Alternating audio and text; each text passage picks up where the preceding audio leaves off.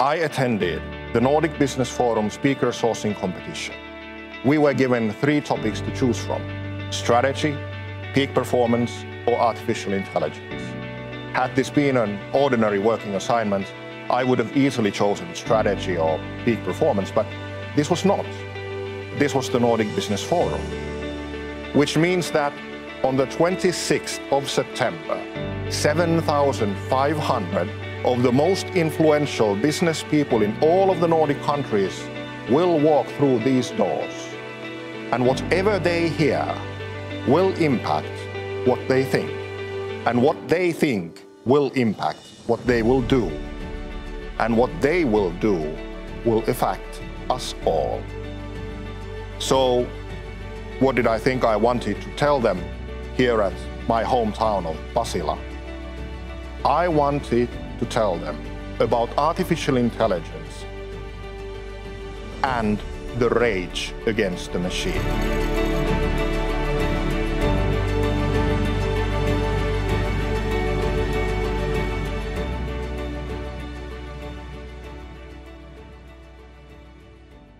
Two years ago, I was here. I was sitting in the audience of the Nordic Business Forum, and on the stage was the high priest of all things digital, Peter Diamandis. And he told us that because of artificial intelligence, not all, but most people would end up losing their jobs. Sometime after this, Diamandis sent out a newsletter in which he wondered what to do with all these people, and he concluded that this was probably something we needed to think about. I couldn't help but wonder if Diamandis' scope was a bit off, because to me, this question is the most important question in the whole of artificial intelligence. And this is why. Artificial intelligence has often been referred to as the 4th or even the 2nd industrial revolution. The words we're hearing now are the likes of unlimited possibilities or cataclysmic change for everyone. Change so big you have to go back over 200 years to find anything similar, back all the way to the original 1st industrial revolution. That one really started with this. This is the first ever patent application for an automated manufacturing machine. The application was filed by a William Lee of Calverton, and he submitted it to Her Majesty Queen Elizabeth I. How did society and Her Majesty react to this? She replied by denying the application with vigilant protectionism, saying, "Thou aimest high, masterly, consider though what your invention could do to my poor subjects. It would assuredly bring them to ruin by depriving them of employment, thus making them beggars." But as we know, it was only a matter of time until the machines did end up on the factory floor, paving the way for the Luddites. The Luddite is a term that in modern language we often use to describe someone who is fearful of technology, who prefers things the way they used to be, a technophobe. But in reality, the Luddites were a radical movement that destroyed factories and machines. But they didn't do it out of nostalgia or out of the fear of technology. They did it out of the fear of losing their own livelihood, their profession, their community, their family, their own relevance in the workplace, and eventually their own future. Charlotte Bronte, one of the most famous writers of the time, wrote on the Luddites. "Misery generates hate. They hated the machines which they believed took their bread. They hated the buildings that contained those machines, and they hated the manufacturers who owned. They themselves were left to suffer on, perhaps inevitably left." But unlike many of us may think, the Luddite movement was not a working class movement, no, far from it. According to a rather recent study by the University of Cambridge, the Luddites, they were highly skilled professionals, elite craftspeople with 7 years education before entering their chosen professions. So we're talking high impact, high value kind of people. The kind of people that we would call today engineers, lawyers, designers, developers, or indeed consultants. So what happened to the Luddites? What became of them? Well, the Luddites, they died. If you were ever caught breaking a machine in a factory, you were given the death penalty. Society had shifted from protectionism to capital punishment. So understandably, along with the Luddites, the Luddite movement died. And around the same time as the last of the Luddites was hanged, a baby boy was born. And it took the boy only 30 years to write a book that changed the world forever, known as the Communist Manifesto. And after that, we had 13 European revolutions, 2 world wars, 1 Cold War, and hundreds of millions of dead people.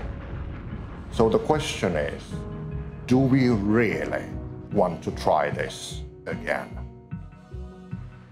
But what we have to understand is that it was not the technology that set the world on fire.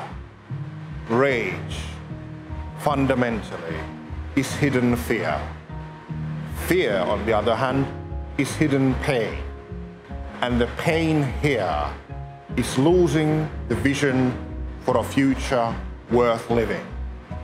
And pain like this, fear like this, going unnoticed or ignored by others, it will eventually evolve to rage. That's why we have one of the most powerful quotes in the world by former US President Franklin D. Roosevelt, who famously said, "The only thing we have to fear is fear itself." But listen to him. Listen to what he's actually saying. The only thing we have to fear is fear itself. Roosevelt knew from experience that fear is the emotion that can crumble nations. Sure, eventually we came to find out that the change we went through, it did in fact generate more jobs than it destroyed. But it took us 5 generations of fear to find that out.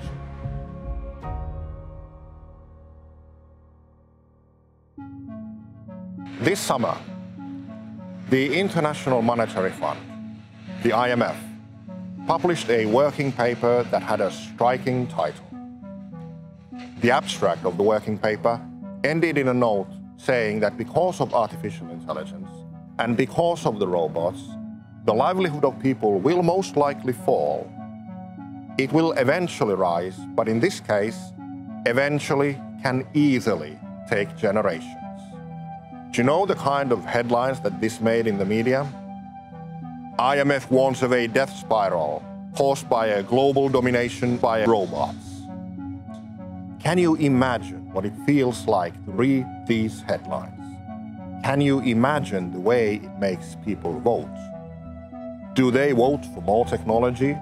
Or do they vote for the one guy who promises to stop this scary train, if needed, by force?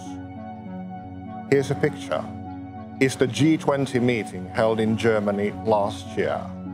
If you leave to this picture only the leaders of nations who have not been elected after a fear-based campaign, the picture looks like this.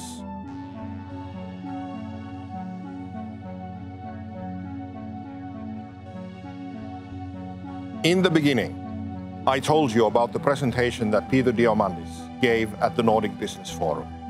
In his presentation, Diamandis also said that he doesn't watch the news because they only make you feel bad.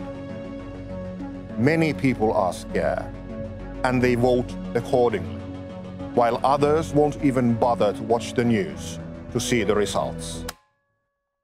And this is why I think we need to take a closer look at the Nordic countries. But our system is not without flaw. As we can see in the media and on the streets every day, there are problems. But it is an undeniable fact that for the past 100 years, the Nordic countries have evaded all political extremes that the world has offered us. And we have done this by being united under one idea, the idea of no fear.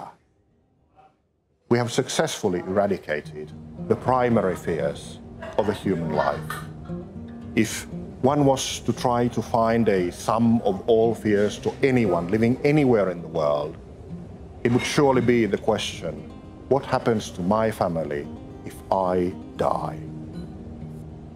I can't imagine having to ask that question anywhere else in the world besides the Nordic countries. This is a system of people living together, a combination of businesses, politics, institutions, a market economy, and most importantly, as researched, the trust between people. And this trust means that no one will be left to suffer on or inevitably left. And this system, this idea has brought this region to the top of the world in almost every country ranking there is, be it happiness, quality of life, safety, or indeed, wealth.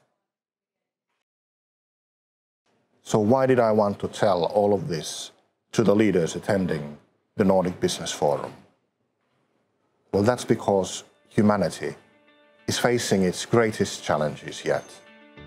Climate change, globalisation, the growing sense of inequality, these are all problems so big they cannot be tackled without the use of the best technology there is. And artificial intelligence is the best in tech. We need it. Just as our past, our future is business-driven. And if you take with you one point from all of this, let it be this one. If we want all the wonderful things that artificial intelligence can bring to the world, we simply cannot afford for you not to notice or to ignore the fear of others. Yet at the same time, I know that 90% of your time will go being preoccupied with the performance for the next 2 or 3 years, because after all, that's what we get paid for. But you still have a choice. You have the choice to hear, you have the choice to understand, and you have the choice to feel, unless, of course, you choose not to. If there's someone out there listening, thinking that for some reason I'm immune to the future, that because of my company or my line of business or my personal qualities, this doesn't concern me, and I simply just cannot empathize with this fear that this guy keeps talking about. Well, allow me to try to pour some of that sugar on you. And I'll do my own version with great respect of a text that was written at a much bleaker time in human history. And it goes like this. At first it came and it replaced our blue-collar workers, and I said nothing because I wasn't blue-collar. Then it came and replaced our white-collar workers, and I said nothing because I wasn't white-collar. Then it came and replaced our creatives, and I said nothing because I wasn't that creative. Then it came for us, the executives. There was no one to say anything, because the owners did not have faces to speak.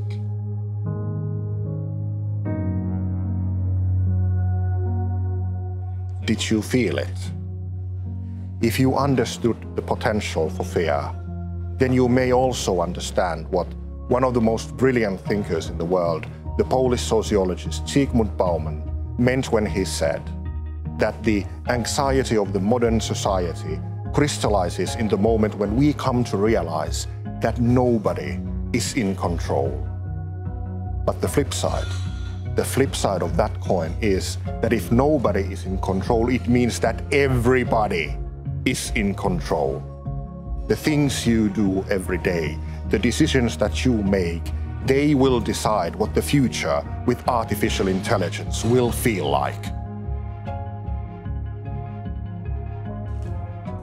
I know you're good people. Personally, I don't believe in evil corporations. People decide. But what I want you to do from now on is commit to the idea of no fear, so that no one will be left to suffer on, or inevitably left. That is Nordic, that is business, and this is the forum. Do the right thing. Thank you.